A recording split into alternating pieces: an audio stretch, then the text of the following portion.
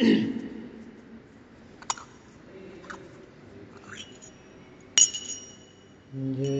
राधे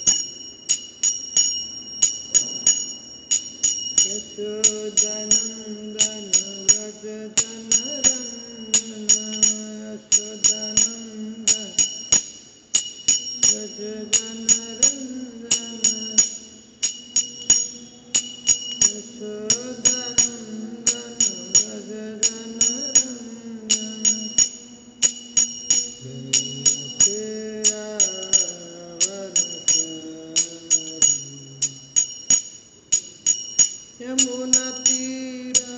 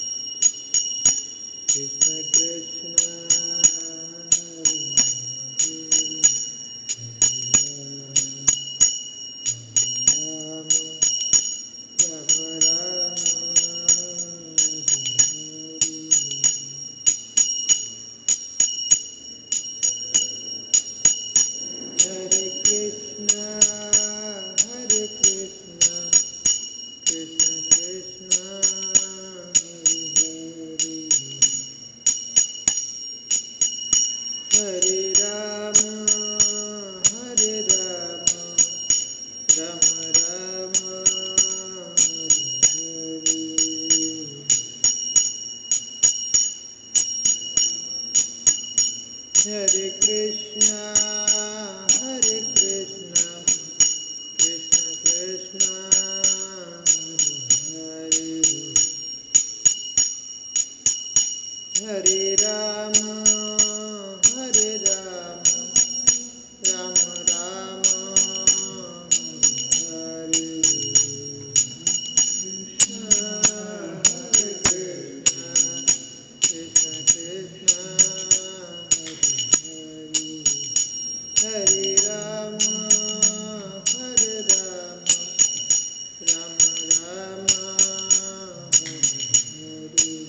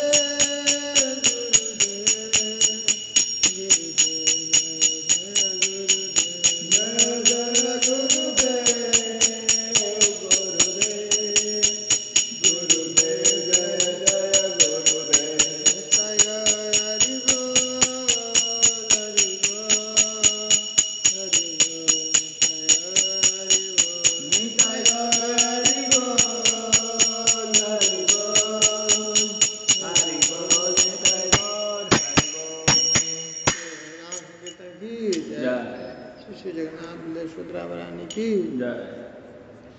श्री श्री लक्ष्मी नरसिंहदेव भगवान की जय। प्रहलाद महाराज की जय। श्री श्री निताय चैतन्य की जय। श्रीला प्रभुपाद की जय। श्रीला गुरुदेव की जय। अनंत कोटि वैष्णववृंद की जय। निताय गौर प्रेमानंदे। हरे कृष्ण। प्रेयर कर लेते हैं।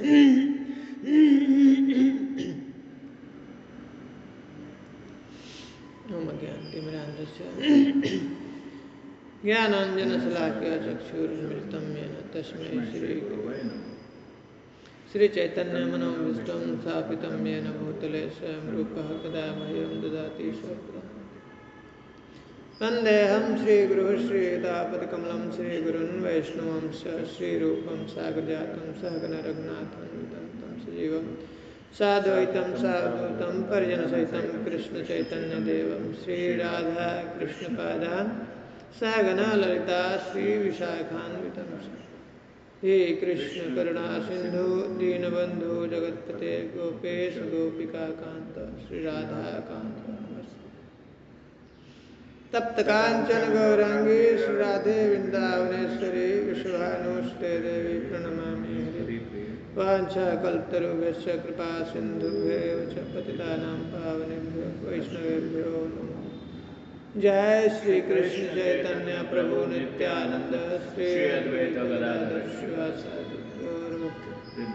हरे कृष्ण कृष्ण कृष्ण हरे हरे हरे राम राम राम हरे कृष्ण कृष्ण कृष्ण हरे हरे हरे राम राम हरे कृष्ण कृष्ण कृष्ण हरे हरे हरे राम राम राम हरे। लोकं करोतु वाचकं वेदेग्रीं यत्कृपातमहं वन्दे श्रीगुरुदेवतां परमानन्दमाधवं श्रीचैतन्येश्वरं हरि ओम् नमो विष्णुपदाय कृष्णपृष्ठाय श्रीमते जयपताका स्वामिनित्याय नमःचार्यपादाय निताय विभागदायिनि गौरकथाधाम गुरुग्राम।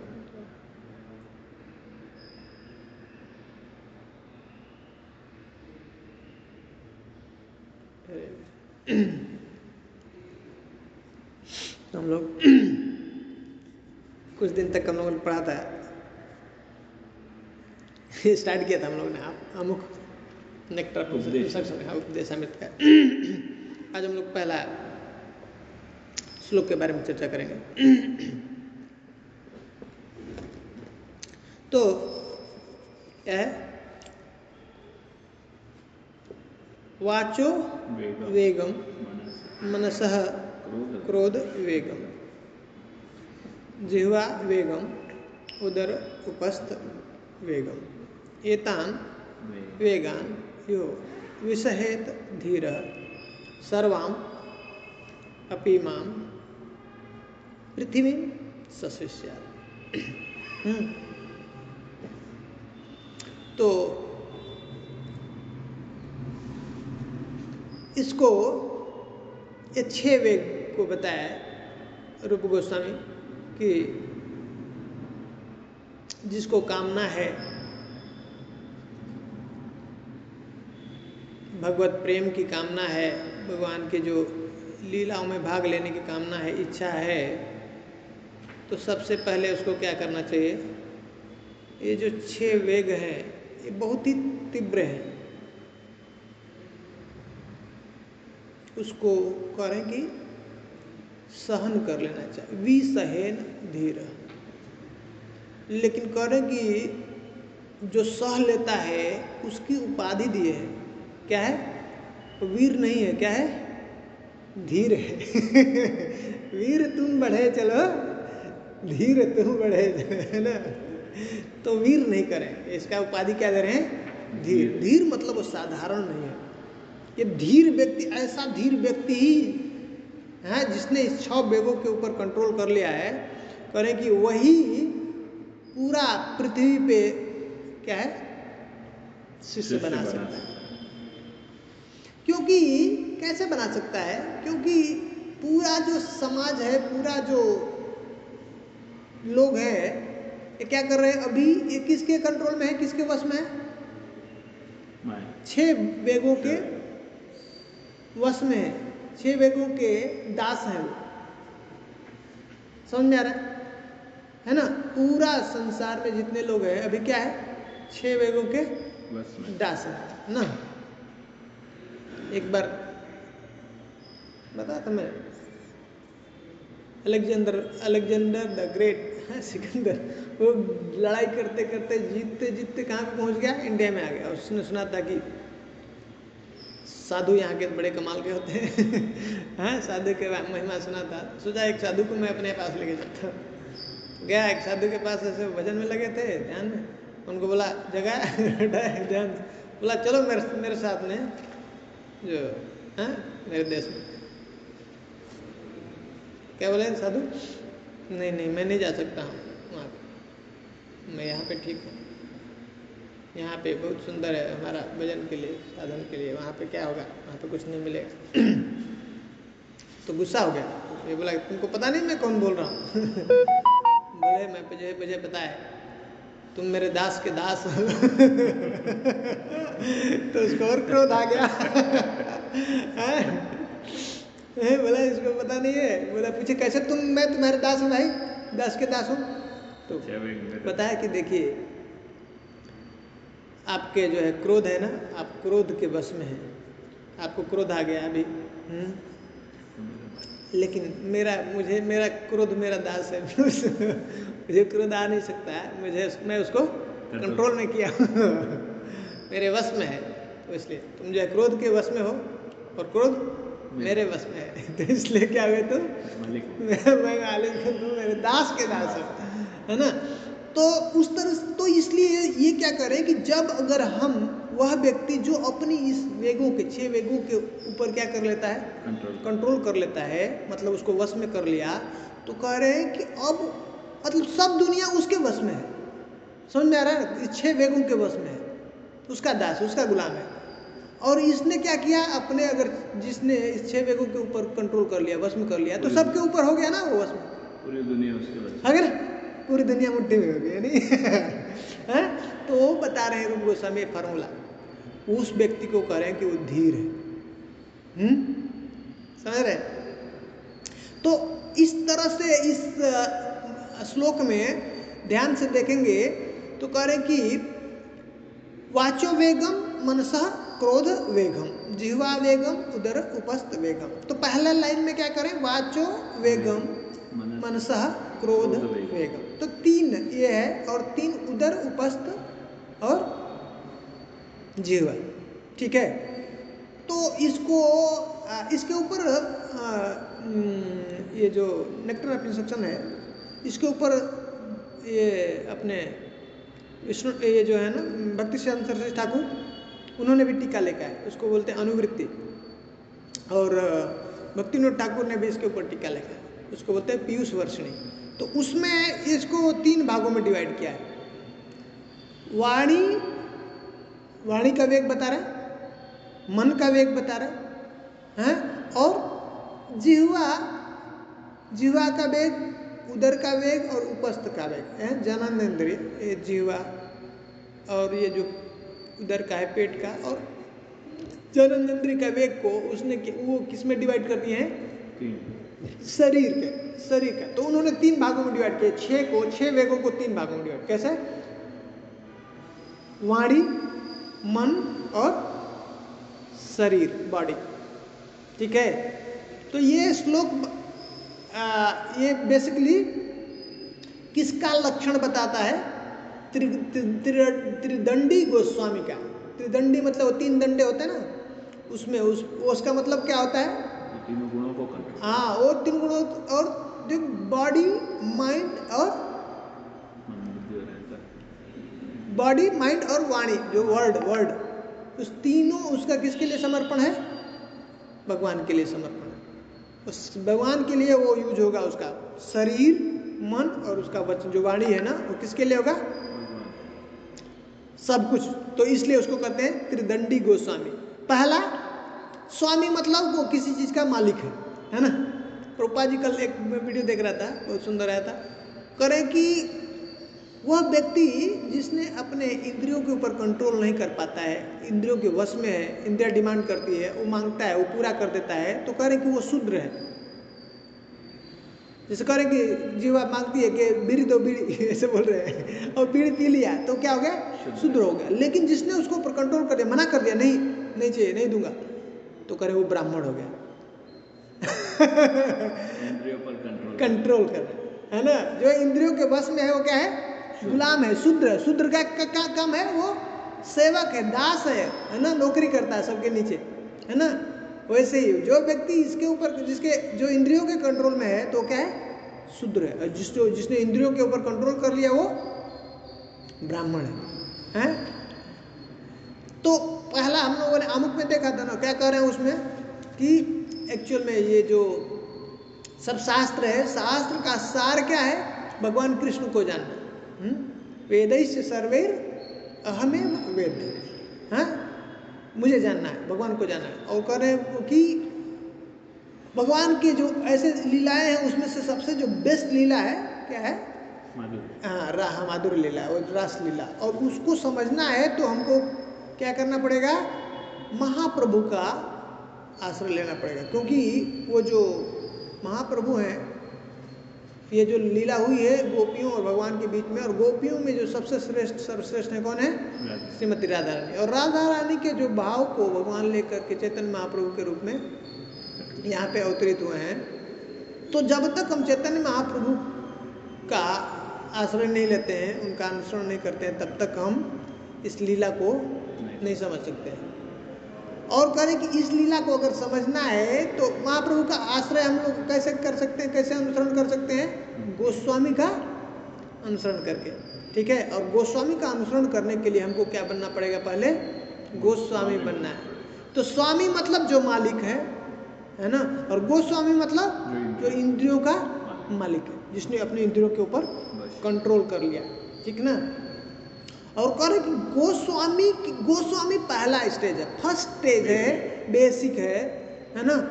तब जाकर के जब पहला फर्स्ट गोस्वामी हो गया, तो तब उसका अंतिम गोल क्या है, शुद्ध भक्त बनना, और तब जाके ये राधा कृष्ण का जो लीला को समझ सकता है। इसलिए करें कि ये जो पहला स्टेज, जो पहला स्टेप बता रहे हैं, ये गोस्वामी, त्रिदंडी गोस्वामी के लक्षण है। ये जो बता रहे हैं पहला श्लोक, वाचो वेगम मनसः क्रोध वेगम जिह्वा वेगम उदरो उपस्थ वेगम, एतान वेगान, इन वेगों को जिसने क्या किया, सहन कर लिया।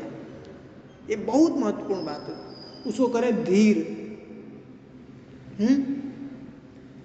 तो या मध्यम अधिकारी या जो त्रिदंडी गोस्वामी है ना, उनका ये लक्षण पहला बता रहे हैं। ये एक्सपेक्टेड है। त्रिदंडी गोस्वामी है तो उसके अंदर ये, या जो एक गुरु के पोजीशन पे है उसके अंदर कम से कम ये चीज होना चाहिए, सिम्टम दिखना चाहिए। वाणी, मन और वचन, सॉरी ये जो शरीर तीन भागों में डिवाइड किया, इसके ऊपर क्या होना चाहिए, उसका कंट्रोल होना चाहिए। करे सहेन धीर, सह लेता है उसको, ऐसा व्यक्ति को कह रहे हैं कि वो धीर, इनका वेग बहुत ज्यादा होता है। अब देखिए, ये तो कह दिए, वाणी कह दिए, मन कह दिए और शरीर कह दिए, शरीर में बांट दिया, जीवा को और पेट को और जो है जनन इंद्रिय के वेग को। अब क्या है, ये जो है बॉडी के पार्ट हैं। अब करें धीर। धीर का मतलब क्या होता है, धी मतलब क्या होता है, धीमताम है, धी मतलब बुद्धि, ठीक है। और कह रहे धीर मतलब जो ईरियते, मतलब धी मतलब बुद्धि को क्या करता है, धर्म के कार्य में लगाता है, हैं?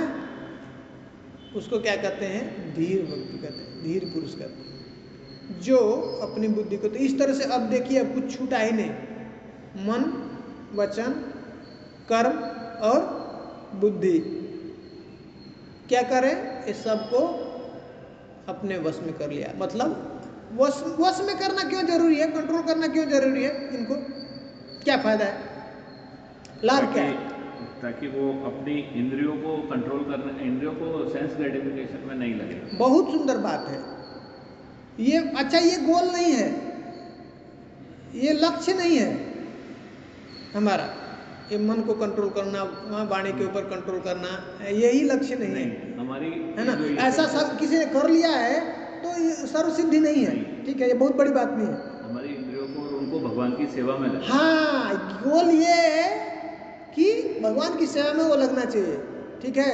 अगर सिर्फ कंट्रोल कर लिया तो और भगवान की सेवा में नहीं लगाया तो उसका कोई मायावाद हो जाए। हाँ, कोई वैल्यू नहीं है। मायावाद में बिल्कुल बिल्कुल, ठीक ना।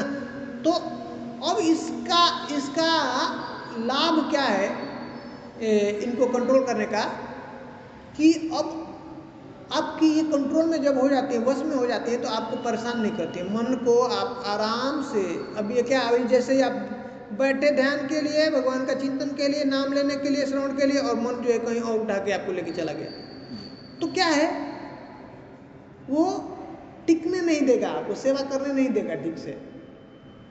अगर ये कंट्रोल में नहीं है, इंद्रिया कंट्रोल में नहीं है, तो क्या करेंगे, आपको कहीं और लेके चले जाएंगे। जैसे गाड़ी आप चला रहे हैं, गाड़ी चलाने के लिए 3 चीज बहुत जरूरी है। कोई गाड़ी दिया आपको चलाने के लिए, तो क्या देखेंगे उसमें, पहले एक बार ऑन हो रहा है कि नहीं, पेट्रोल हो रहा है कि नहीं, है, और उसके बाद क्या, मान लीजिए अलाइनमेंट जो है जरूरी है, जो उसका जो उसका स्टीयरिंग है ना, हैंडल है, उसका पहिया के साथ अलाइनमेंट होना चाहिए, वो कनेक्टेड है ना। अब घुमा रहे हैंडल, घुमा रहे इधर, और जो पहिया किधर जा रहा है, दूसरे हो जा रहा है, तो गाड़ी कैसे चलाएंगे, नहीं चल पाएगी ठीक से। और उसमें चेक करेंगे कि ब्रेक काम कर रहा है कि नहीं, कंट्रोलिंग सिस्टम ठीक है कि नहीं। अगर कंट्रोलिंग सिस्टम ठीक नहीं है तो क्या होगा, कंट्रोलिंग सिस्टम ठीक नहीं है तो गाड़ी इधर उधर भागेगा, तो पक्का है कि लड़ेगी गाड़ी, एक्सीडेंट है ना, पक्का। मतलब आप असहाय है, लड़ेगी ना, क्योंकि भींगा है। दूसरा ये लिए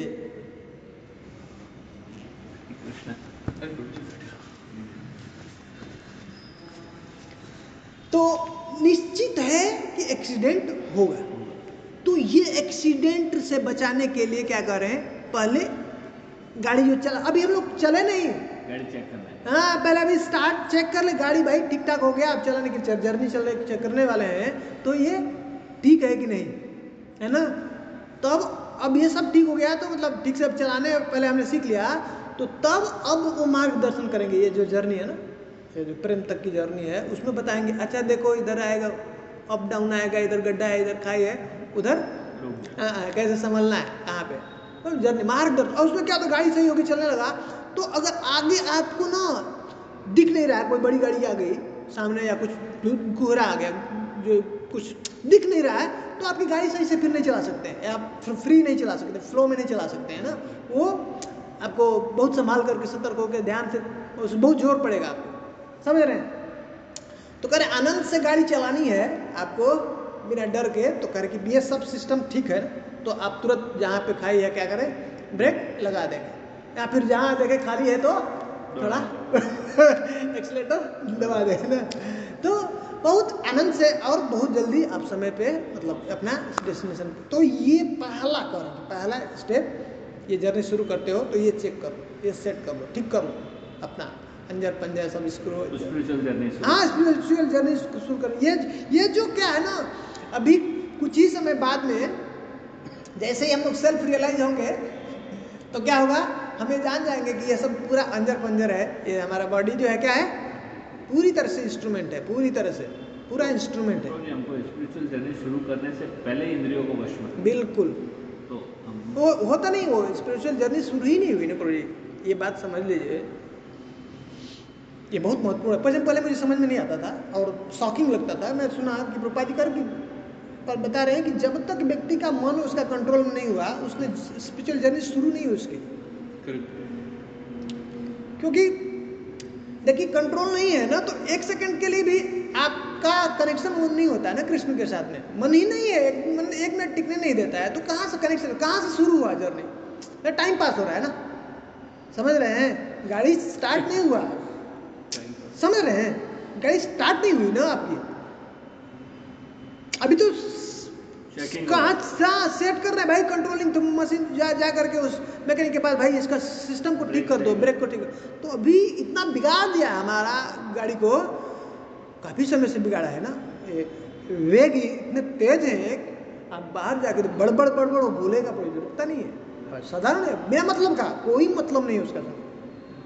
आगे बहुत बताएंगे ना उसमें, वेग, वाणी का वेग के लिए क्रोक, जैसे वो जो वो जो टर्टर, हाँ मेढक टर्टर, वैसा स्थिति है। मृत्यु को सिर्फ अपने पास बुलाता है, सर बताता है कि मैं इधर हूँ, आ जाओ खा लो, वैसा ही है स्थिति, इतना खतरनाक है। इसलिए तो कह रहे। अच्छा इसमें देखिए, तो वो क्या है कि जब तक इसका गाड़ी फिट नहीं हो गया ना, करे पहले ठीक कर लो, गाड़ी को ठीक करो। तो अभी जो हम लोग कर रहे हैं ना, आचार्यों की कृपा से, प्रभुपाद जी की कृपा से, अभी जो चल रहा है ये ठीक कर रहे हैं, इसको चेक कर रहे हैं। हाँ ठीक कर रहे हैं, बस आ करके रोज भाई सर्विसिंग में दे रहे हैं, ये ठीक हो जाए, धीरे धीरे ठीक हो जाएगा। जिस दिन ठीक हो, ये कंट्रोल में आ जाएंगे अब आपके, कुछ ही समय बाद कंट्रोल में आ जाएंगे। मुंह से कुछ निकलेगा ही नहीं आपको अनापसारा कृष्ण के अलावा, कुछ नहीं निकलेगा आपका, बिल्कुल आपको पता चलेगा फालतू का बकवास, क्यों एनर्जी वेस्ट करना, आपको नहीं निकलेगा ही नहीं, अंदर से बंद हो जाएगा उसको। अब ब्रेक कहाँ लगाते हैं, कब स्टार्ट होता है, आपको पता चल जाता है, ऑटोमेटिक होता है ना वो गाड़ी, है ना, सही से आ गए। नहीं तो अगर नहीं पता है तो डरता रहता है, उधर ही है अभी, तभी इधर ही ब्रेक डाल देता है, उस पर लगा ही पकड़ा ही रहता है ब्रेक, छोड़ता नहीं है ना। तो अभी हमारी कैसी स्थिति है, अभी शुरू नहीं हुई, जब तक हमारी इंद्रियां अपने पूरे वश में नहीं हुई, कंट्रोल में नहीं हुई, मन कंट्रोल में नहीं हुआ, तो हम जर्नी शुरू नहीं, कनेक्शन होता नहीं कृष्ण से। समझ में आ रहा है? मतलब ये जो बात बता रहे हैं बहुत हाई लेवल की, जिस कह रहे हैं कि धीर का जो परिभाषा दे रहे हैं, कह रहे हैं वहां पे भी भगवद गीता में करे देहिनम अस्मिन यथा देहे कौमारम यौवनम जरा तथा देहांतर प्राप्तिर धीरस तत्र न मोहित। कौन नहीं मोहित होता है, मरने से कौन नहीं डरता है? हाँ धीर, मतलब वो बहुत ऊंचा स्थिति है धीर का, जो सेल्फ रियलाइज स्टेज पे है। सेल्फ रियलाइज स्टेज के बाद जर्नी शुरू होती है, जब हम जान जाएंगे अपने को कि हम आत्मा है, शरीर नहीं है, ये रियलाइज जब हो जाएगा, वही नहीं डरेगा। नहीं तो डर लगता है, ये जो जर्नी चल रही है हमारा, ये परिवर्तन हो रहा है, मृत्यु से डर लग जाएगा, डर लगता है। जब हम वो जान जाएंगे कि हम शरीर नहीं, हम आत्मा, वो रियलाइज हो जाएगा, तो करेंगे वो धीर व्यक्ति, वो धीर व्यक्ति है, सिर्फ वही नहीं, इसलिए करें कि धीर ऐसा वही सहन कर सकता है, ये वेगों को वही सहन कर सकता है जो धीर है। मतलब उस स्टेज पे पहुंच गया, सेल्फ रियलाइजेशन स्टेज पे पहुंच गया, जान गया है कि ये शरीर ये क्या है, मशीन है, और वो अलग है, और वो इसको कंट्रोल करना है, उसको ड्राइव करना है, ये गाड़ी को, ये मशीन है पूरी तरह से, ये इंद्रियां क्या है, ये मशीन, इंस्ट्रूमेंट है ना, और उसके ऊपर उसका जो कंट्रोलर, ड्राइवर वो है, मैं ड्राइवर हूँ। समझ आ रहा है? मशीन के कंट्रोल हो गया, कंट्रोल, हाँ जब कंट्रोल हो गया, अब बहुत आसानी हो गया ना, अब बैठा दिए ना, क्योंकि आपका कंट्रोल में, बोल दिए कि अब तू इधर ही बैठ, कृष्ण के चरणों में बैठ जा, कहीं मत जा, नाम के ऊपर बस टिक जा, बस नाम, दर्शन किया तो दर्शन, तो तब अब इंद्रियां जो उसको जैसा कहेंगे वो वही करेंगे, तो बहुत आसानी हो गया ना। अभी जीवन जो जर्नी जो है कर की, इसलिए अब ऐसा जो व्यक्ति है ये कर लेता है, तो कहने कि वो पूरे विश्व में, संसार में वो शिष्य बनाने योग्य वो बना सकता है, कि इनको कंट्रोल कर लिया। यही सबसे बड़ी बात है, यही हमको परेशान कर रही है, यही इंद्रियां ही हमको क्या करती है, जीव को परेशान करती, कभी भी भजन में लगने नहीं देती, थोड़ी देर के लिए भी टिकने नहीं, तो क्योंकि ये बहुत। प्रभु जी क्वेश्चन यहाँ पर, जैसे ये भक्ति में हमारी जो स्टेजेस होती है, तो ये वाली स्टेज कहाँ पर आती है? ये तो अभी अनर्थ निवृत्ति से पहले कहे नहीं, जैसे अनर्थ निवृत्ति स्टेज पे, क्योंकि उस समय भी स्ट्रगल कर रहे हो। अनर्थ निवृत्ति में ही है, अनर्थ निवृत्ति बेसिक स्टेज पे हम लोग जो है, ये जो स्टेज है अनर्थ निवृत्ति क्रॉस हो गया, उसके बाद है ये अनर्थ निवृत्ति के बाद, जिसने कंट्रोल कर लिया वो अनर्थ निवृत्ति के आगे जाता है। हाँ जो गोस्वामी हो गया, कंट्रोल, अब वो गोस्वामी में आ गया, अब वो तब निष्ठा पे आता है, और निष्ठा के भजन आनंद होता है, आनंद ना आनंद, निष्ठा ना आनंद, क्योंकि परेशान नहीं करती है बाबा, गाड़ी खराब है आपका, आप सोचिए ना, कनेक्शन ही नहीं है, व्हील का कनेक्शन ही नहीं है स्टीयरिंग के साथ, चला रहे हैं जैसे कोई बहुत समय से गाड़ी खराब पड़ी हुई है और उसको लेके आप चलने की कोशिश कर रहे हैं, तो कितना मुश्किल होगा उसको चलाने के लिए ना, लेके चलने के लिए। कहीं घुमा रहे इधर उसका व्हीकल, वो जो उधर जा रहा है, कभी कभी वैसे आप ट्रॉली लेके चलते हैं ना, ट्रॉली उसमें तो बहुत मुश्किल होता है, उसका कोई प्रॉपर अलाइनमेंट नहीं है, तो व्हील कहीं जा रहा है और आप बहुत बार बार उसको घुमा करके गाड़ी पंचर हो जाती है। गाड़ी पंचर हो जाती है तब भी तो ऐसा ही होता है, ऐसा पीछे वाला व्हील पंचर हो गया तो हम ऐसे चला रहे, तो गाड़ी उधर पीछे से उधर ऐसे हो जाती है। वैसा हो जाए, तो वही स्थिति अभी हमारी, तो इसलिए पंचर है। वो जर्नी बहुत मुश्किल होता है, कष्ट का ही होता है, लेकिन जब ये कंट्रोल कर लिया, उस पर पहुंच जाता है, तो तब करें कि फिर अब ये आनंददायी होने लगती है, बहुत ही आनंददायी, अद्भुत अद्भुत जो है जर्नी हो जाती है वहाँ की। तो ये संघर्ष जो है हमारा बस थोड़े समय का है, थोड़े समय का है, बहुत ज़्यादा समय का नहीं निष्ठा, लेकिन ये शुरू का थोड़ा समय लगता है, यहाँ ये यहीं पे टाइम कंज्यूम ज़्यादा कंज्यूम, ये स्ट्रगल लगता है, उसको स्ट्रगल लगता है, यही कंज्यूमिंग भी है, लेकिन उसके बाद अब उसको कितना भी जन्म भी लगे तो फर्क नहीं पड़ता, क्योंकि अब तो वो आनंद में उसको प्राप्ति होगी ना, अब उसको अनुभूति होना है, निष्ठा में पहुंच जाएंगे तो आपको अनुभूति हो जाएगी, कृष्ण मिलेंगे। निष्ठा में पहुंचने के बाद को ये अब ये सब सुख, बहुत आनंद अनुभूति होने लगेगा, जब भी नाम करेंगे, कीर्तन करेंगे, कथा करेंगे, है ना, तो आपको बहुत अच्छा लगेगा उस निष्ठा के। उसके पहले थोड़ा दिक्कत है, इसलिए ये इसके ऊपर फोकस करना है। शुरू में जो आचार्य ने बताया, प्रभुपाद जी ने जो दिया, प्रभुपाद जी ने सबसे सुंदर सिस्टम दे दिया। सिर्फ सिस्टम अगर जान लगा के हम लोग कर लें, मालूम हो ना हो, वो बाद में पता चलेगा हमको उसका महिमा। हाँ, बाबा प्रभुपाद जी ने क्या दिया है, आप जेल यही उद्देश्य यही है, लेकिन अब पढ़ते हैं तो हमको वैल्यू पता चल जाता है और सिंसियरली हम लोग कोशिश करते हैं करने के लिए। नहीं है तो भी अनपढ़ है, खेत में काम करने वाला कोई भी है ना, अगर आ गया इस काम में तो वो साधु हो जाएगा पक्का। सिस्टम इतना है, प्योरीफाई है, बहुत तेज प्योरीफाई करता है।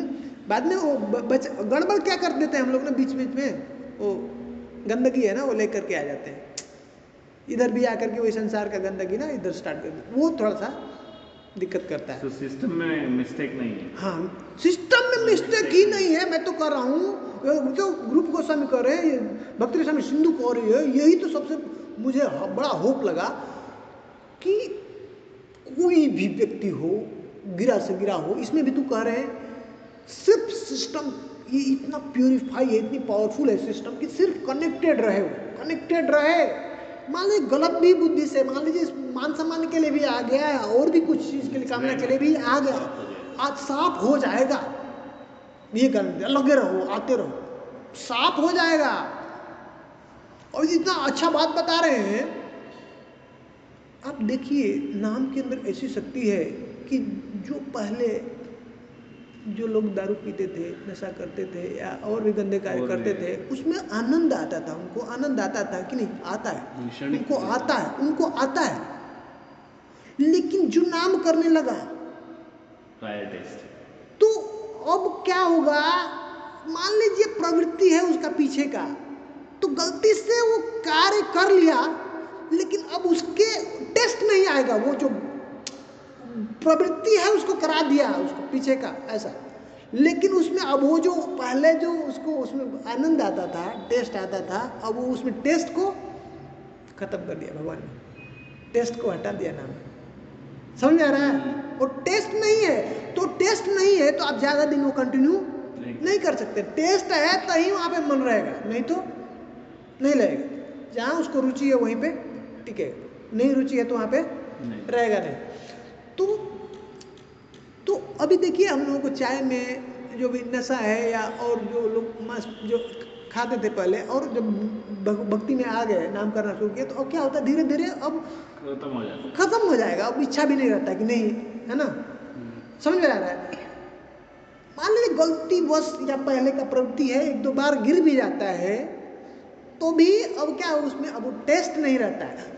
क्यों? इसका प्रभाव क्या हो रहा है, देखिए कि गलती करने के अब चांस क्या होते हैं, बहुत कम हो जाते हैं, लेकिन सफाई के अभियान तेजी से चल रहा है। रोज 16 माला जब चल रहा है, दर्शन हो रहा है, सब कर रहा है, तो सफाई तेज हो रही है और गंदगी थोड़ा कभी कभी गिर जा रहा है। तो क्या होगा, कुछ दिन के बाद वो भी गंदगी जो भी है वो भी निकल जाएगी।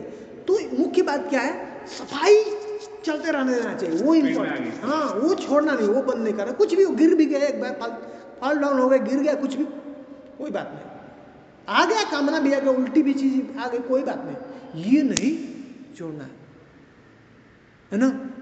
उसमें बताया ना बौद्ध वैष्णव सिद्धांत का मेन बेसिक फायदा क्या है, यही कि अगर कोई अपनी स्थिति से गिर भी जाता गया है तो भी उसको और कुछ प्रायश्चित नहीं करना है, ठीक ना, यही काफी है, उसको वापस फिर से उस प्लेटफॉर्म पे, गोस्वामी के प्लेटफॉर्म पे लेके जाएगा, है ना। नॉर्मली कर्म कांड में करते हाँ, इसमें अभी स्टार्ट करेंगे, यही पूछेंगे, कह रहे हैं ये प्रश्न यहाँ पे अगला स्टार्ट करेंगे। परीक्षित महाराज प्रश्न करते हैं कहते हैं 5वें स्कंद में कि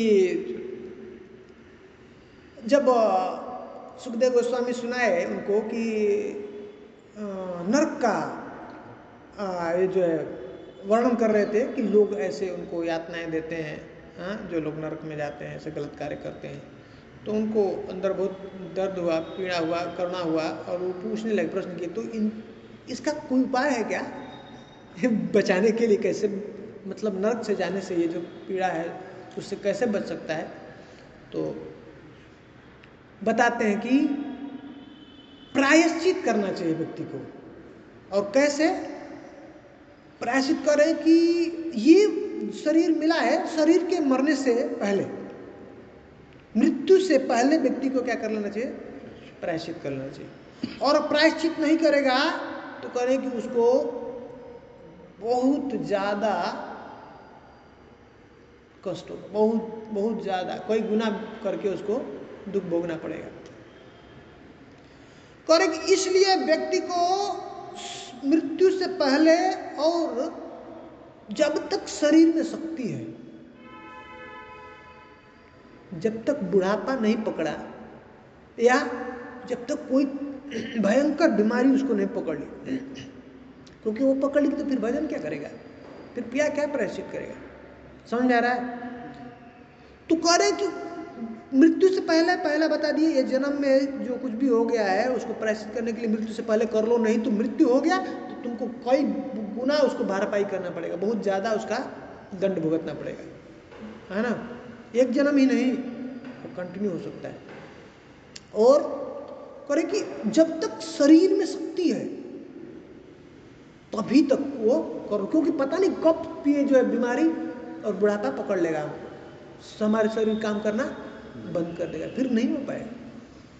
तो जब तक शरीर में शक्ति है जोर लगा के ये कदम कर दो, प्रायश्चित के लिए बद्ध है कि इसको व्यक्ति को प्रायश्चित कर लेना चाहिए, नहीं करेगा तो।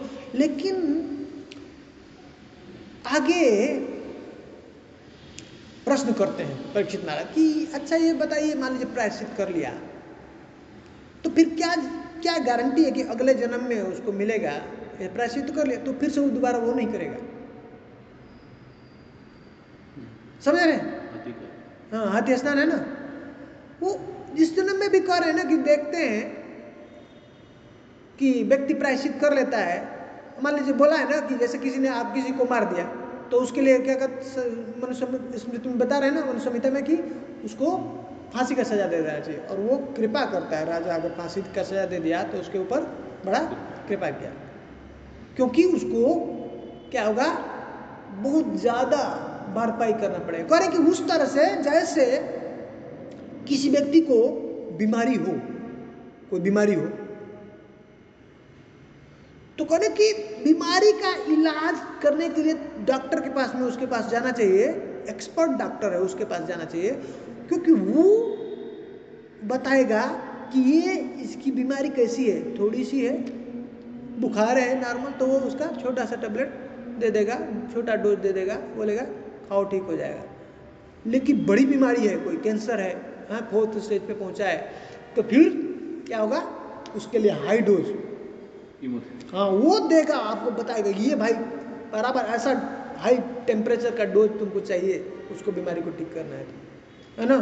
तो एक्सपर्ट डॉक्टर है, वो बताएगा, वैसा आप फॉलो करोगे तो तुम्हारी बीमारी ठीक हो जाए। उसी तरह से ये जो तुम्हारे जीवन में पाप हुआ, तो एक जो एक्सपर्ट कर्मकांड जो विद्वान है, है ना पंडित, उसके पास में जाओ, उससे पूछो इसका क्या प्रायश्चित है, सोल्यूशन क्या, उसको कर लो, वो बताएगा देख करके कि कैसा पाप है, छोटा है बड़ा है, उसका समाधान क्या, उस तरह से तुम करो। तो देर किया प्रायश्चित के लिए, बीमारी आई, रोग हुआ, अगर उस टाइम ठीक नहीं कर लिए डॉक्टर के पास में, तो क्या होगा, और रिएक्शन बढ़ता जाएगा। अभी थोड़ा सा आया, एक इस उंगली में आया, धीरे धीरे धीरे धीरे पूरा कैंसर पहले कैसे आता है, थोड़ी जगह पे एक सेल्स के अंदर उसको डैमेज करता है, और फिर धीरे धीरे धीरे धीरे पूरा सबको खत्म कर देता है। वैसा ही तो करें कि उसको जा करके, जब तक शरीर में जान है, शक्ति है, तभी परफेक्ट एक्सपर्ट उससे प्रायश्चित करें। लेकिन करें कि हम देखा जाता है कि प्रायश्चित किया, फिर प्रवृत्ति नहीं गई, तो क्या करता है, फिर से पाप करता है। तो बता रहे, उदाहरण बता रहे इसमें कि जैसे चोर है, चोर को पता है चोरी गलत, ये चोरी करूंगा तो क्या होगा, सजा मिलेगी, मुझे जेल में डाल देंगे, मुझे बहुत पनिशमेंट मिलेगा, है ना। लेकिन क्या करता है, फिर भी चोरी करता है। कह रहे हैं कि ये 3 प्रकार के, इसमें स्टार्टिंग में 3 लेवल के इंटेलिजेंट को बता रहे हैं, 3 प्रकार के जो है ना बुद्धिमान व्यक्ति। पहला फर्स्ट क्लास का है, जो इंटेलिजेंट व्यक्ति होता है, सिर्फ श्रवण करके, सुन लिया, किसी ने बता दिया, तो सुन के ही वो फॉलो करने लगता है, अब नहीं करेंगे, इससे डेंजर है, सुन लिया। तो शास्त्रों में, इसलिए शास्त्र बहुत इंपॉर्टेंट है, शास्त्र में बताएं कि ऐसा करोगे तो तुम्हें ये दंड मिलेगा, ये सजा मिलेगा। तो फर्स्ट क्लास का जो व्यक्ति है ना, वही रुक पाएगा। ये बहुत इंटरेस्टिंग है, मैं बता रहा हूं, इसको थोड़ा ध्यान से समझिएगा, यहाँ बहुत लिंकिंग वाला है, ये समझ लेंगे तो बहुत ज्यादा हेल्प मिलेगा। तो फर्स्ट क्लास का जो व्यक्ति है वही कंट्रोल कर पाएगा, दोबारा नहीं करेगा, ठीक है। अब क्या होता है, दूसरा वाला व्यक्ति है, सुना लेकिन फिर भी एक बार करता है, देख रहा है कि भाई ये जो चोरी किया तो इसकी पिटाई हुई, इसको जेल में डाला, ये क्राइम किया, इसको डाला, लेकिन फिर भी वो करता है। थर्ड क्लास का है, इसको करके फिर समझेंगे। थर्ड क्लास का है, वो सुन लिया, हाँ, कर भी लिया, देख भी लिया, है ना, और भुगत भी लिया, उसको दंड भी मिला, सजा डाल दिया उसको जेल में, हाँ, टॉर्चर किया, उसको पनिशमेंट भी दिया, वापस फिर निकला, फिर से वापस वही कर। थर्ड वाला क्या है, फिर से वही बार बार वो रिपीट कर रहा है। तो 3 class, first class intelligence, second class और थर्ड क्लास। तो कह रहे फर्स्ट को देव कैटेगरी, दूसरा मानव, और तीसरा दानव कैटेगरी, ये जो बार बार ऐसा करता है। तो ये क्यों रहा है?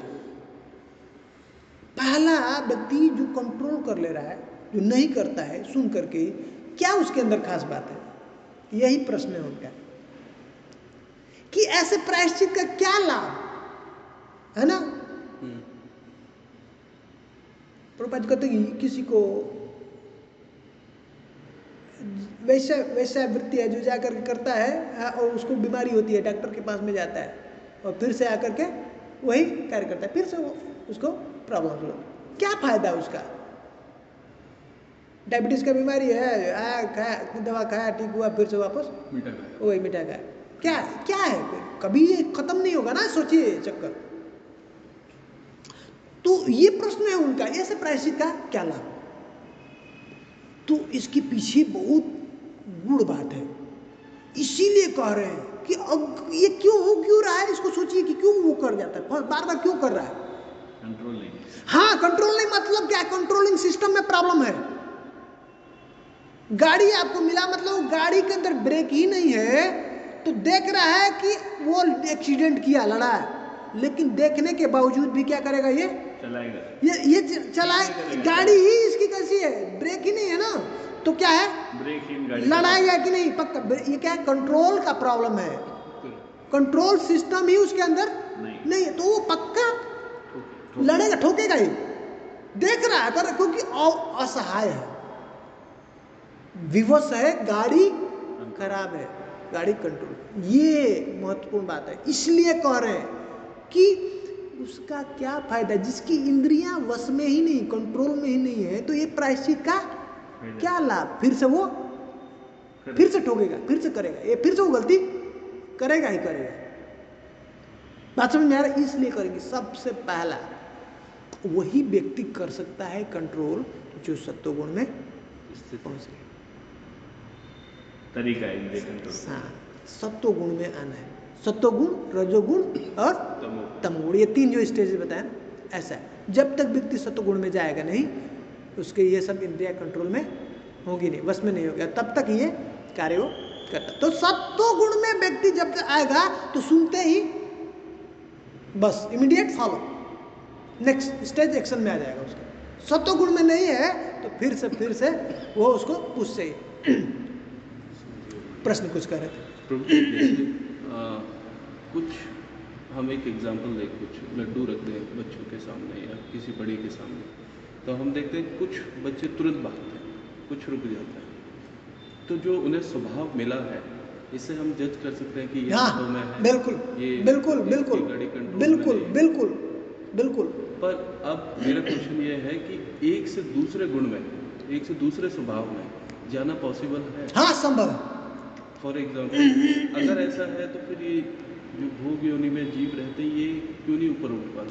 और उनको संग नहीं मिला ना, वैसा ट्रेनिंग नहीं, ट्रेनिंग से इसलिए कह रहे हैं कि रजो तमोगुण का बेसिस तो भगवान का तो यही है, यही तो कर रहे हैं। करें कि ब्राह्मण, अभी हम लोग चर्चा किया ना, शूद्र वो है जिसकी इंद्रिया कंट्रोल में नहीं है, शूद्र है वो, उसके वश में है। शूद्र क्या है? दास है। शूद्र क्या है? गुलाम है ना, गुलामी करता है, जाके नौकरी करता है किसी और का, तो शूद्र। उसी तरह से इंद्रियों का वो गुलाम है, तो वो शूद्र है। बीड़ी देखा प्रभुपाद जी का कल जो है लेक्चर में सुन रहा था, करके वो देखेगा तो वो रोक नहीं सकता, वो फूकेगा, लेकिन मना नहीं कर, उसके अंदर शक्ति नहीं मना करने की, लेकिन ब्राह्मण है वो मना कर देगा।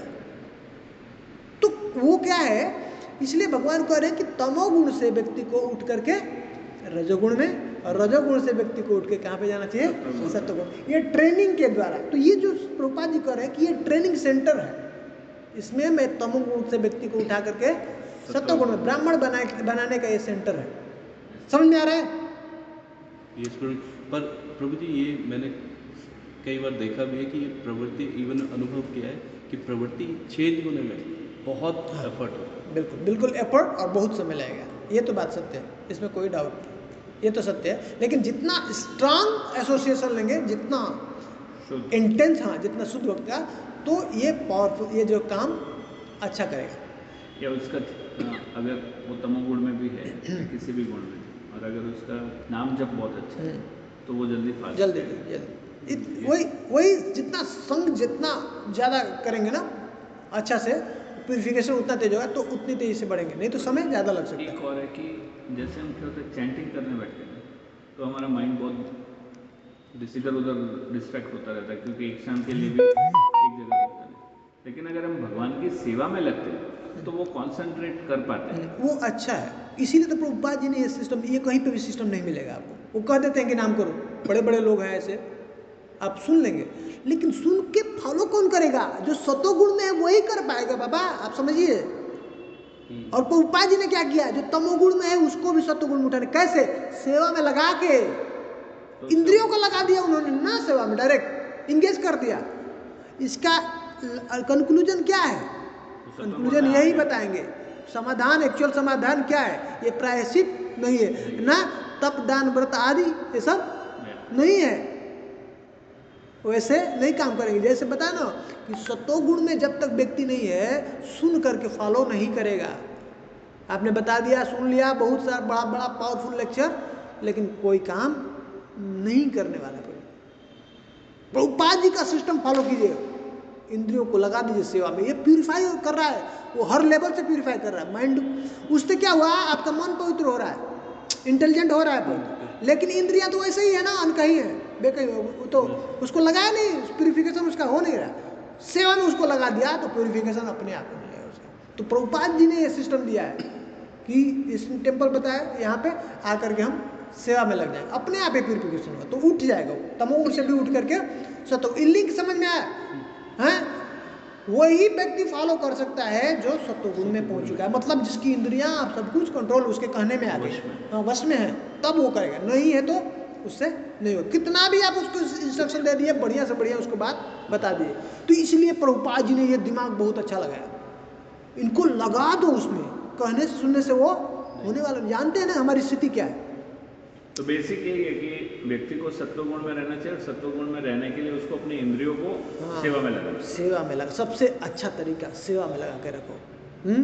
तो सबको, इसको फिजिकल लेवल पे, मेंटल लेवल पे और इंटेलेक्चुअल लेवल पे, सब पे एंगेज करो, तभी यही एक बस यही सार है।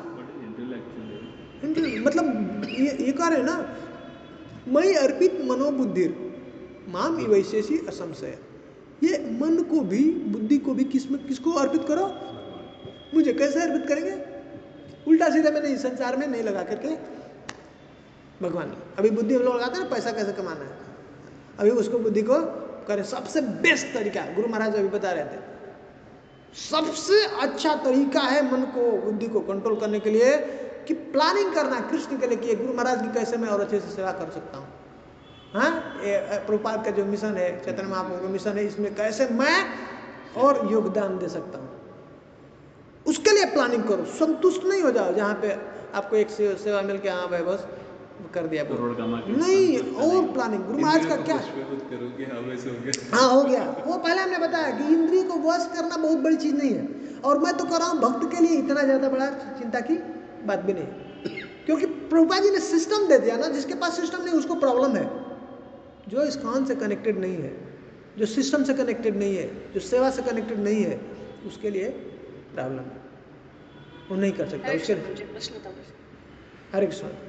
हरे कृष्ण प्रभु जी, भगवान गीता में बताते हैं कि चातुर्वर्णमय सिस्टम गुण और कर्म के हिसाब से किया है। तो प्रभु जी ये शूद्र ये सभी है ना प्रभु जी, तो इसके पीछे का क्या कारण है प्रभु जी को, वो कैसे अपने आप को सतोगुण में लाएंगे प्रभु जी? वही, जब तक ऐसे व्यक्ति का संग नहीं मिलेगा, जब तक उनको ट्रेनिंग नहीं मिलेगा, तब तक वो सत्वगुण में नहीं आ सकते। माता जी, सब लोग हम लोगों का कह रहे हैं कि कारणम गुण संगो अस्य सत असत जन्म योनिषु, ये हम लोगों को ये अलग अलग योनियों में जन्म मिलता है, उसका कारण क्या है? वो जीव जिस गुणों का संग किया है उसके हिसाब से उसको अगला जन्म मिल जाता है। ठीक है, तो अभी प्रभु जी बोल रहे थे ना, वो बच्चे का एक किसी का अलग प्रवृत्ति होता है, तो बिल्कुल सही है। कुत्ते का है, वो उसको कंट्रोलिंग नहीं हुआ, देखा रोटी और झपट जाएगा वो, है ना, वो उसकी प्रवृत्ति ही वैसी है, गुण उसको करवा रहे हैं, उसको गुण के द्वारा वो फोर्स है, उसको वैसा करवा देता है। उसी तरह से ये मैं चर्चा कर रहा था इसी चीज को, ये बहुत ही साइंस है, इसको समझेंगे ना, ये जर्नी है, जर्नी चल रहा है, ये आत्मा की जर्नी चल रही है। इसमें एक पड़ाव है, ये जो जन्म और मृत्यु एक पड़ाव है, ये एंट्रेंस है। जन्म एक एंट्रेंस गेट है, ऐसे बहुत एक जर्नी है, इसके अंदर बहुत सारे गेट्स आते हैं, एंट्री है, एग्जिट गेट है ना, हमने एंटर किया, तो उस तरह से ये क्या है, जर्नी चल रही है और उसका एक पड़ाव है। बर्थ क्या है? एंट्रेंस गेट है, हमने एंट्री किया। मृत्यु क्या है? एग्जिट गेट है, निकला और फिर से एंट्री किया दूसरे। समझ में आ रहा है? तो अभी जो मैं था, जो गुणों का संग किया, जो मैंने बनाया, वही कंटिन्यू हो रहा है, वही कंटिन्यू होने वाला है। समझ में आ रहा है? तो हमने ऐसा गुणों का संग किया, तमोगुण का संग किया, तो हमको अगला वैसा जन्म मिलेगा। तो तमोगुण का क्या है, कह रहे हैं शूद्र, तमोगुण और रजोगुण का मिक्स वैश्य, रजोगुण और सतोगुण का मिश्र क्षत्रिय, और सतोगुण ब्राह्मण। तो सतोगुण का संग नहीं करेगा, वो क्या किया कि उसके अंदर सतोगुण आ गया। ब्राह्मण कोई ऐसा डेजिग्नेशन नहीं है, ऐसा कास्ट जैसे हमने सेट कर दिया यहाँ पे जन्म हो गया वो ब्राह्मण हो गया, ऐसा नहीं है।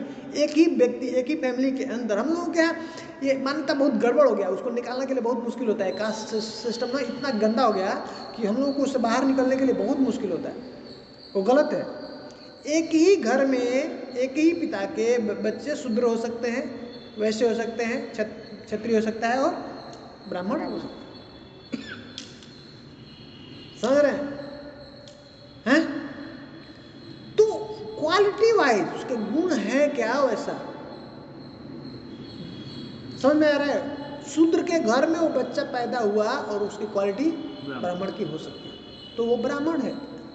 अभी हम क्या कर रहे हैं, कास्ट से हम लोग देख लेते हैं कि ये ब्राह्मण है। नहीं, वो बच्चा फिर शूद्र के घर, अगर उसमें ब्राह्मण के गुण है तो वो शूद्र के घर में क्यों पैदा होता है? वो ब्राह्मण के घर। यही तो प्रॉब्लम है ना, हमने ऐसा डिसीजन दे दिया है ना, हमने ऐसा बना दिया, कास्ट सिस्टम बना दिया। समझ रहे हैं? कास्ट सिस्टम हमने ऐसा बना, ऐसा एक्चुअल नहीं है। उसको कास्ट से हम इसको कैटेगरी नहीं कर सकते हैं, नहीं कर सकते, क्योंकि अगर वैसा होता तो एक ही घर में एक ही पिता से बच्चे चार वर्ण उसके अंदर कैसे आ जाते हैं? ब्राह्मण भी है, क्षत्रिय भी है। समझ में आ रहा है? गलत हमने कास्ट इतना गलत फिट किया ना कि हमको निकलने के लिए 10-12 साल लगे इस बात। प्रभु जी, एक क्वेश्चन यहाँ पर ये है कि जैसे गुण कर्म विभागशा, तो जिसके गुण जैसे हैं वो वैसा वैसा व्यक्ति बनता है, शूद्र। पर सभी भक्ति कर सकते हैं ना? सब भक्ति कर सकते हैं, भक्ति सब कर सकते हैं। एक व्यक्ति क्षत्रिय रह के भी भगवान से प्रेम के स्तर पे जा सकता है, तो उसको ट्रांसफॉर्म होने की जरूरत नहीं कि वो क्षत्रिय से ब्राह्मण हो देन प्रेम मिलेगा, या सीधा वो सीधा भी हो सकता है। पर मतलब ये बात मानिए, वो वहाँ पे वहीं से आगे बढ़ जाएगा, ट्रांसफर होना पड़ेगा। वो गुण तो चेंज होगा ना, ट्रांसफर आएगा, सिर्फ से ब्राह्मण पे ही आएगा, आएगा। क्योंकि ब्राह्मण नहीं आएगा तो शास्त्र को समझ नहीं सकता ठीक से, उस बातों को बारीकी से समझ नहीं सकता। ये तो ब्राह्मण तो बेसिक है, पहले उसको शूद्र से ब्राह्मण पे आना है, या और जो है उससे ब्राह्मण पे आना है। ब्राह्मण आएगा तो ये उसकी इंद्रियां कंट्रोल होंगी, तब वो सही से सेवा में नियोजित कर सकता है अपनी इंद्रियों को, और उसके बाद शुद्ध भक्त होना है। बट वो एक ही लाइफ, समझ आ रहा है? पहले गोस्वामी बनना है, गोस्वामी बनने के लिए ब्राह्मण की स्टेज पे आना पड़ेगा। ब्राह्मण मतलब कोई कास्ट नहीं, ठीक है ना? उसके अंदर अपने कर्तव्य को निभा के वो नहीं उठ सकता प्रभु जी। क्षत्रिय अपने कर्तव्य को निभा कर, या क्षुद्र अपने जो भी उसको कर्तव्य दिया है शास्त्र अनुसार, वो तो शरीर का कर्तव्य है माता जी। शरीर का अलग कर्तव्य है, आत्मा का एक अलग कर्तव्य है ना। ड्यूटी दोनों का अलग अलग होता है, स्वधर्म और आत्मा का धर्म अपना। इसको कर रहे हैं, त्यक्त्वा स्वधर्मम चरणम भुजम हरे भजन अपक्वोत पते ततो यदि यत्र कोवा अभद्र अबूद अमुष्य किम कोवार्थ आप तो अभजताम स्वधर्मतः। करे कि त्यक्त्वा स्वधर्मम चरणम भुजम हरे, जिसने अपना जो उसका ड्यूटी है क्या कर दिया, उसको छोड़ दिया, त्याग कर दिया, और त्यक्त्वा स्वधर्मम चरणम भुजम हरे, भगवान के चरणों का आश्रय ले लिया, उनका सेवा करने लगा। करे ऐसा व्यक्ति का, करे कि वो मैच्योर नहीं था, अपरिपक्व था, अभी भजन में ऐसा छोड़ दिया, संसार का ड्यूटी छोड़ दिया, लेकिन भगवान की शरण में आ गया। और फिर भी क्या करे, भजन अपक्वोत पते ततो यदि, अगर अपक्व है, परिपक्व नहीं है भजन में, और क्या गया, अपने स्थिति से फॉल डाउन हो गया, गिर गया, करे कि तब भी उसका कुछ भी नुकसान नहीं हुआ। लेकिन को अर्थ, अब तो भजता स्वधर्म, तो उसको क्या मिला, जिसने बढ़िया से अपना धर्म तो निभाया, ड्यूटी तो किया, लेकिन भगवान का भजन नहीं, उसको कुछ भी नहीं मिला, पूरा उसका व्यर्थ गया। तो वो जो ड्यूटी है, एक शरीर का धर्म है और एक आत्मा का एक ही धर्म है, भगवान का बस। तो ये जो ड्यूटी है, जो अलग अलग जो धर्म है, उसका एक ही मात्र उद्देश्य है, उसको डाइवर्ट करे कहाँ तक, आत्मा का जो धर्म है उसमें मदद करने के लिए। आगे बताएंगे, भागवतम के जो सेकंड स्कंद, पहला स्कंद के दूसरे अध्याय में पढ़ेंगे ना, इसको बता रहे हैं। सब ये जितने भी धर्म है, उसका एक मात्र धर्म स्वनिष्ठितम पुंसाम विश्व से न कथासुया न उत्पादेद यदि रतिम श्रमयो ही केवल। जो भी आपने धर्म किया, बहुत अच्छे से धर्म पालन किया, लेकिन रति नहीं उत्पन्न हुई भगवान की जो सेवा में, उनमें नहीं हुआ, तो सब समय भी केवल। तो इस वही करे कि बहुत बढ़िया से ड्यूटी किया, लेकिन भगवान का उसमें रति नहीं हुआ, उसमें उनका सेवा नहीं किया, मन नहीं लगा, तो सब जीरो। तो हम अगर ऐसे कैसे भगवान की सेवा में हम इंद्रियों को लगाते हैं, हाँ। प्रेम तो उत्पन्न हो नहीं रहा। हाँ, धीरे धीरे होगा। इसलिए प्रभुपाद जी कहते हैं, एक बार उनके जोशी से ना आए, ये बहुत साइंस है, वो उनको बोले कि प्रभुपाद जी आप बोले कि दंडवत करो, जब भी गुरु को देखना है तो दंडवत करना है, पर मुझे भाव आता नहीं आपको देख कर दंडवत करने का। ऐसा प्रभुपाद जी बोले कोई बात नहीं, करते रहो, भाव आएगा। यही साइंस है प्रभु जी, ये साइंस को समझना है। प्रभुपाद जी ने क्या किया, करो, भाव अपने आप आएगा। अभी क्या हम लोग करते हैं तो जगन्नाथ को देख के जगन्नाथ का भाव आता है, नहीं आता है प्रभु जी, सीधा लकड़ी दिखते हैं। सच बता रहा हूँ, या हम अंदर भी जाते हैं तो क्या उसमें बहुत सारे उल्टा सीधे काम नहीं आते हैं ना, भाव नहीं आता, लेकिन आएगा, भाव आएगा, गारंटीड आएगा, आएगा, सब भाव आएगा। मूर्छित हो जाएंगे, सब कंपन होने लगेगा, देख के सब पूरा शरीर कंपन होने लगेगा, सब कुछ होने लगेगा, होगा, पर बस करो, पहले करो वो भाव पे। तो इंद्रियों को लगाएंगे, फिर ये जो है नेक्स्ट लेवल। ये भाव कहाँ का स्टेज है, मन का है। ये जो पूजा लाभ प्रतिष्ठा कहाँ का है, किसका है फंक्शन, मन का है। हम लोग इंद्रियों के ऊपर अभी तो कंट्रोल कर लेंगे, लेकिन अब जो लड़ाई जो यहाँ पे चलती है ना, सटल लेवल, अंदर बहुत भाव रहता है, बहुत चलता है, वो मन का। इसलिए जब तक मन के ऊपर विजय नहीं प्राप्त करेंगे तो ये सब परेशान करता रहेगा। इसलिए करें कि ये इसके ऊपर पहले कंट्रोल करो। तो बेसिक इंद्रियों को तो हम भगवान के लगा कर, हाँ, मन, यही नाम के द्वारा, नाम नाम को बार बार फोकस कर, मन को वापस लेके आए। इसलिए भगवान कह रहे हैं, अर्जुन ने पूछा प्रश्न किया, ये चंचलम ही मन कृष्णा प्रमाति ही बलवत दृढ़, पागल है ये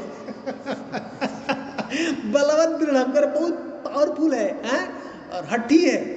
एक बार ठान लेता है, ये इधर घूम जा, घुमा के रखता है, घुमा देता है। 1 मिनट लेकर नहीं घूमूंगा, लेकिन 2 मिनट के बाद फिर घूमता है, घूमेगा, दिखाएगा, ये देखो कितना अच्छा चीज है, अच्छी वस्तु है, घुमा देगा, हठी है। तो भगवान कह रहे नहीं नहीं, बात तुम जो बोल रहे सही है, इसमें कोई संशय नहीं है। असंशय महाबाहो मनो दुर्निग्रहम चलो, लेकिन कर अभ्यास है न तो कौनतेय वैराग्य न च गृह, ये कंट्रोल कर सकते हैं। मुश्किल है, इसमें कोई संशय नहीं है अर्जुन जो तुम बोल रहे हो, लेकिन इसको बार बार बार बार बार बार ऐसे प्रयास अभ्यास के द्वारा और वैराग्य के द्वारा हम इसको क्या कर सकते हैं, कंट्रोल किया जा सकता है। ठीक है,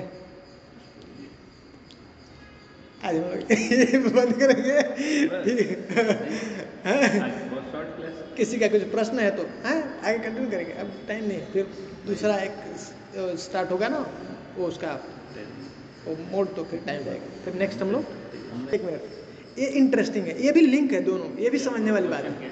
एक बार फिर से प्रश्न कीजिए माता जी। अभी तो समझ गए प्रभु जी कि पिछले जन्म का हमने जो संग किया है, जिस गुण का संग किया है, उसके हिसाब से हमें अगला जन्म देंगे, लेकिन कर्म कैसे रहेगा प्रभु जी? हाँ, अभी हम पिछले अभी देखिए, अब समझिए माता जी, ध्यान से सुनिएगा, बहुत अच्छा प्रश्न है और समझने में समय लगता है इस चीज को। तो गुण और कर्म ये अलग अलग नहीं है। अभी मैं आपको बता रहा हूँ, ध्यान से सुनिए, जो बहुत लोगों का ये प्रश्न रहता है, हमारा भी प्रश्न था, ये हो सकता है आपको थोड़ा बाद में समझ में आ रियलाइज हो। तो कह रहे हैं ना भगवान कि दैवी ही सा गुणमयी मम माया दुरत्या, है ना। और यहाँ पे कहते हैं ना एक बार कि प्रकृति क्रियमाणानि गुणै कर्माणि सर्वश अहंकार विमूढ़ात्मा करता हम इति मन्यते। क्या कह रहे हैं कि गुण सब कुछ कराती है, गुणों के द्वारा सब कुछ होता है? लेकिन जो अपने को क्या समझता है, मैं शरीर हूँ, वो क्या सोचता है कि मैं ही करता हूँ, करता हम इति मन्यते, अपने को करता मानता है। तो मुझे एक चीज बात समझ में नहीं आती थी कि कैसे गुण कैसे कार्य करते हैं। आत्मा जीवात्मा काम नहीं करता है, हम काम नहीं करते हैं, करने वाला कौन है? गुण है। तो ये याद रखिए, जो व्यक्ति का जिसका जो गुण है वो गुण ही उसको फोर्स करता है वैसा उसको काम कराने के लिए। तो जिस गुण का वो संग करेगा वैसा ही वो कर्म करेगा। अब समझ में आ रहा है बात? तो ये फर्क नहीं पड़ता कि किस कास्ट में है, कास्ट गलत है। जो गुण है उसका, उसके हिसाब से उसका स्वभाव बनेगा, वैसे ही वो उसका कर्म करेगा। पर अगर वो तमोगुणी और सत्वगुण का संग करता है तो वो सत्वगुण धीरे धीरे धीरे धीरे वो प्रोग्रेस होने लगेगा। पर गुण अलग नहीं है, कर्म अलग नहीं है, मतलब गुण ही कर्म करा रहा है। जिसका जो गुण होगा, जिस गुण के साथ संग होगा, वही फोर्स करता है उसको, प्रवृत्ति उसके अंदर उसको फोर्स करती है कि ऐसा करो। अब जो तमोगुण में है, जबरदस्ती उसके साथ कुछ प्रॉब्लम हुआ वो गुस्सा कर जाएगा, लड़ाई कर लेगा। लेकिन जो सत्वगुण में है वो सब होने के बावजूद भी वो कंट्रोल कर लेगा, शांत हो जाएगा, कोई बात नहीं। समझ आ रहा है? गुणों का प्रभाव से वो ऐसा कार्य कर रहा है। समझ रहे हैं ये बात? दोनों का लिंक हो रहा है, ये बहुत इंपॉर्टेंट है कॉन्सेप्ट। गुण और ये कर्म, इसलिए करेंगे गुण कर्म विभाग से, उसका कौन सा गुण है और उसके हिसाब से उसका कर्म होना चाहिए। दोनों लिंक है ना? समझ में आया? ठीक बात है? समझ में आया आपको? यस प्रभु जी, जब तक फिर वो उसका संग सत्वगुण से नहीं होगा, कर्म नहीं करेगा, नहीं होगा, नहीं हो सकता। इसीलिए हमको शुद्ध भक्त का संग करना। फिर इसमें वो परसेंटेज कैसे डिवाइड? अभी तमोगुणी सत्वगुणी के साथ जाता है, तो जरूरी नहीं कि तमोगुणी सत्वगुणी में जाए, सत्वगुणी भी तो तमोगुणी में आ सकता है। परसेंटेज कैसे होता आ सकता है, इसलिए तो कह रहे हैं ना, पहले जब भक्ति करेंगे, आगे बताएंगे कि जब भक्ति करोगे तो क्या करना, पहले किसके साथ संग करना, किसके साथ। समझ में आ रहा है? एक एक चीज बताने वाले हैं, ये अद्भुत है, यही शास्त्र सब बता रहे हैं। इसलिए वो बताते हैं, डायरेक्शन देते हैं, ये बाउंड्री लाइन है, इधर क्रॉस नहीं करना, फिर तुम भी फंस जाओ, गिर सकता है। सत्वगुण से व्यक्ति गिर सकता है नीचे, तमोगुण में आ सकता है अगर उसका संग किया तो। इसलिए कहते हैं कि पहले उसका असत संग त्याग। समझ में आ रहा है? आचार्य ने सब बताया, तो इसलिए शास्त्र जरूरी है। हम उनको अगर फॉलो करेंगे तो हम प्रोटेक्शन जोन में रहेंगे, प्रोटेक्टेड, नहीं तो फिर कभी भी खतरा हो सकता है। आप हाईवे पे चल रहे हैं, सब कुछ गाड़ी आपकी सब कुछ ठीक है, फिर भी सतर्कता, थोड़ा सा ध्यान आपका इधर उधर, चांस है एक्सीडेंट हो सकता है। इसलिए तो प्रभुपाद जी करें कि ये छुरे का जो धार है ना, उसके ऊपर चलने का, थोड़ा सा इधर हुआ कट ब्लड आया। ठीक है, ठीक है, अद्भुत है, अद्भुत है प्रोसेस, अद्भुत है, ठीक है, ठीक है, बताइए, समझ में आ गया? प्रभु जी एक रिक्वेस्ट था प्रभु जी, हमारा ऑनलाइन वालों का ईश्वर परिषद का एग्जाम नहीं हुआ है प्रभु जी, थोड़ा आनंद लीला प्रभु जी से रिक्वेस्ट करके अरेंज करिए प्रभु। आज किसका नहीं हुआ? ऑनलाइन भक्तों का नहीं हुआ है प्रभु जी, हमारा नहीं हुआ है, मेरा तो नहीं हुआ। कौन सा सब्जेक्ट है? ईश्वर परिषद। अच्छा अच्छा अच्छा, अब मैं बोलता हूँ प्रभु जी को बात करेंगे, बाकी सब लोगों का हो गया है। क्या?